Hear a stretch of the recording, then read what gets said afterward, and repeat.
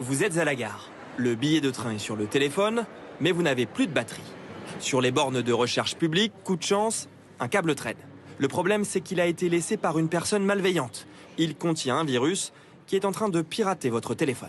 On entend parler plein de fraudes, mais alors celle-là, non, je la connais pas. Ça vous surprend? Avec juste un câble USB, franchement, oui. Je sais pas comment ils font. Comment un simple câble peut-il mettre en danger votre téléphone? La technique, Gaël, spécialiste en cybersécurité, la connaît bien.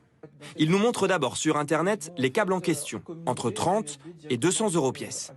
La plupart sont en rupture de stock, alors il en a reproduit un maison.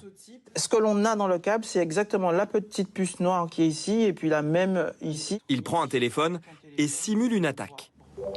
Via un programme informatique, le câble se connecte à Internet et envoie les photos du téléphone vers l'ordinateur de Gaël. On est ici sur une machine qui peut faire 1 millier d'actions par seconde.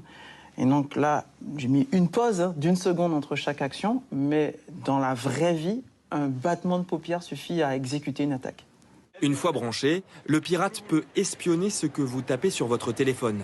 Il peut ainsi récupérer vos mots de passe, vos messages. Il peut également s'envoyer vos photos ou vos contacts pour ensuite, par exemple, vous demander une rançon. Et même si vous le débranchez, le programme pirate continue d'agir. Alors comment se protéger? Ne pas utiliser de câble inconnu, bien sûr, mais parfois le virus se situe directement dans la prise.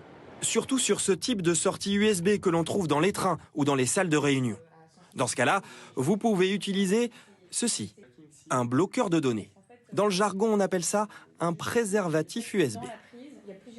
Qui permettent de faire passer que l'électricité et pas les datas, les données qui sont sur son téléphone. Donc il suffit de le brancher sur son câble et sur la prise.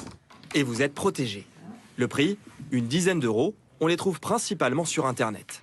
Enfin, dernière solution, la batterie externe. Avec elle, aucun risque pour le moment.